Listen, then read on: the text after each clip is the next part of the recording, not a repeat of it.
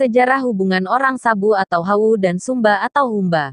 Hubungan persaudaraan antara suku Sumba dan suku Sabu sudah terjalin sangat lama bahkan sejak leluhur pertama tiba di Pulau Sumba. Seperti juga kita ketahui bahwa di Tanjung Sasar terdapat juga Paraingu Hawu atau Kampung Sabu yang letaknya berdekatan dengan Praingunga yakni kerajaan pertama yang dibangun leluhur pertama yang tiba di Sumba. Walaupun Praing Hawu sudah tidak berpenghuni lagi tetapi masih terdapat bekas kampung, kuburan-kuburan dan pagar batu yang mengelilinginya. Dan menurut cerita dulu ada mata air yang mengalir di sana. Dalam ritual dan kepercayaan Jingitiu di Sabu dipercaya bahwa arwah orang Sabu yang meninggal akan kembali ke Tanjung Sasar di Pulau Sumba. Dikisahkan dalam tulisan Wohangara dan Ratu Banju bahwa nenek moyang orang Sabu yakni Umbu Hawu Meha bersaudara kandung dengan Rambu Humba Meha. Rambu Humba diperistri oleh seorang Marapu atau leluhur kelompok pertama yang tiba di Pulau Sumba Umbu Harandapa Walu Mandoku. Beliau dikenal juga sebagai Umbu Laoka, merupakan leluhur yang merintis Kabihu atau klan Anamaya dan mereka menetap serta dikuburkan di Kambatambur Umbaku di Kadahang saat ini. Hawu Meha merupakan yang kakak memberikan sebuah panggilan bagi adiknya yang di Sumba dengan sebutan Dowa, atau orang yang tinggal di bagian Birawa atau Barat. Panggilan ini pun menjadi panggilan yang lazim digunakan kepada orang Sabu yang berada di Sumba hingga pada masa kini. Konon dikatakan bahwa nama Pulau Sumba dan Sabu diambil dari nama kedua kakak beradik ini untuk selalu mengenang hubungan persaudaraan kedua suku. Selain hubungan dari cerita tersebut ada juga kisah dua orang bersaudara lainnya pada zaman dahulu yaitu Lobo Mone dan Minamone dari Menia ke Mehara lalu dari sana datang ke Pulau Sumba. Transmigrasi atau perpindahan secara mandiri telah terjadi dari zaman dahulu yaitu dalam kelompok-kelompok misalnya Marga Hawu Horikundu, Kanatang Dukuwatu, Haloi Anajawa dan Kabundung Kanjongaluku. Pada tahun 1848 terjadi perpindahan suatu kelompok besar orang Sabu ke Sumba dengan membawa serta istri dan anak-anaknya. Mereka berdiam di Kadumbul di pantai utara dan bagian timur Sumba. Pada tahun 1862, Raja Seba mengusulkan kepada pemerintah Hindia Belanda yakni Residen Isaac Esser untuk memindahkan 400 orang Sabu ke Kadumbul dengan maksud untuk memberi kesempatan memperoleh lapangan kerja dan mendapatkan kehidupan yang lebih baik dan juga untuk mengekang gerak-gerik orang Ende yang terlibat dalam persekongkolan dengan beberapa Raja Sumba untuk menyerang suku-suku pedalaman untuk tawanan budak yang dijual ke Bali dan Lombok.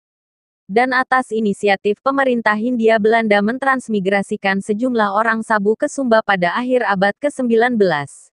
Mereka itu ditempatkan di wilayah Kerajaan Melolo dan di Kambaniru wilayah Kerajaan Canberra.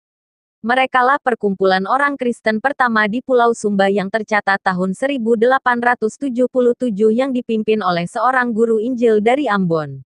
Seperti tercatat dalam laporan J.J. van Alpen dan D.K. Wilenga misionaris pertama dari Belanda. Selain itu 100 tahun berikutnya, perpindahan penduduk dari Sabu ke Sumba juga terjadi pada masa Gubernur El Tari yakni pada tahun 1977 dan ditempatkan di Petawang sebanyak 33 keluarga. Adapun perpindahan itu bermotif ekonomi demi memperoleh kehidupan yang lebih baik. Adapun latar belakang perpindahan orang Sabu ke Sumba bervariasi.